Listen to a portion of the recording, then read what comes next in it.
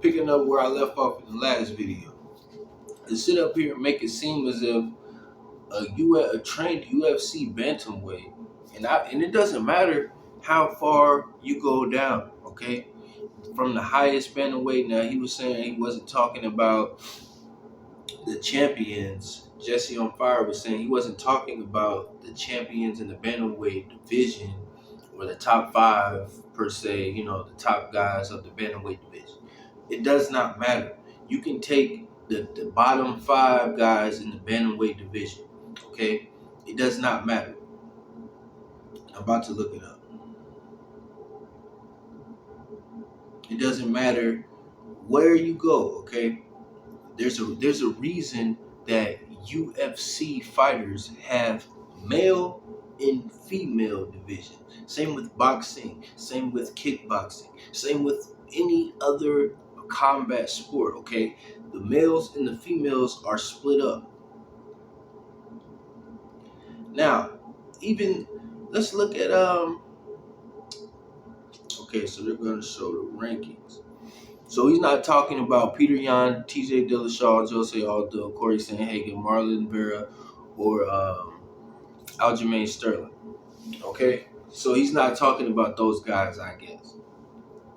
But that only leaves everybody else in the bantamweight division. So everybody else in the UFC bantamweight division, male side, should be very offended by this statement. Okay? Even we got these experiments where transgenders are crossing over from male to female and going into combat sports. They're being called cheaters. Why?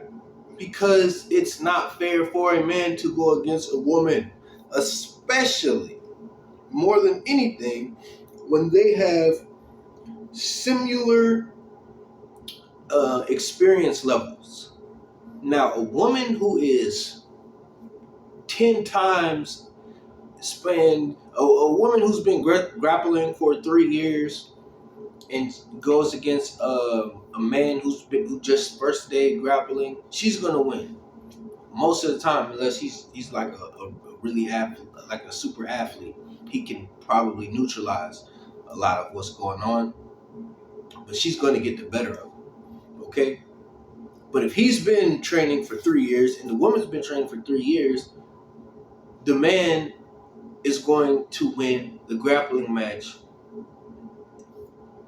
just about every time. Okay? Just about every time. That's why there's divisions. That's why there's classes. That's why there's a difference. That's why there's a separation there, okay?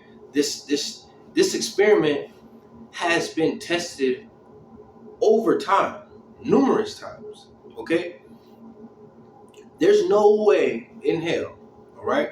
It's not any discredit to Amanda and her greatness, but for anyone to say that she would be able to stand a chance, okay? For anyone to say that she would have a puncher's chance against a UFC bantamweight is troubling.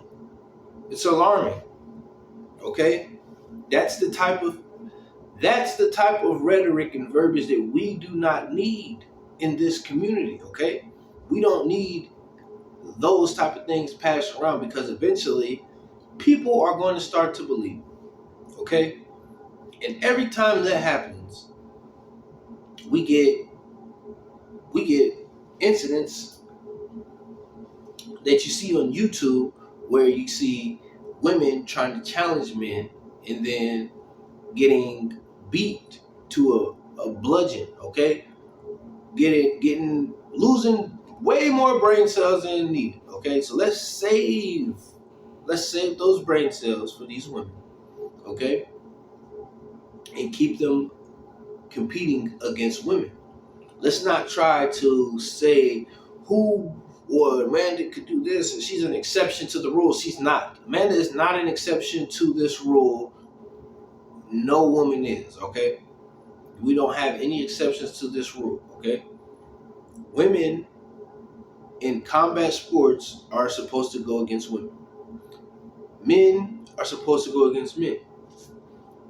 But hey, if you don't believe me, then hey, why don't you try? Why don't you do it? Set it up. Set it up. The thing is, who would sanction that? You know why it would be so hard to find someone to sanction it? Because again, we've already seen the results of this over time. Yes, Amanda looks dominant. She looks untouchable in many cases against women. If she goes against men, then you would see a completely different side of things, okay? And this is not a knock on Amanda's greatness at all. It is not. But this is scientific fact, okay? This is historical fact, okay? This is reality. All right? Now, you can be a feminist, whatever you want to be, an equalist, whatever you want to be, that's fine. But I'm a realist. And on this channel, MMA House, on MMA Block, and MMA Ville, we keep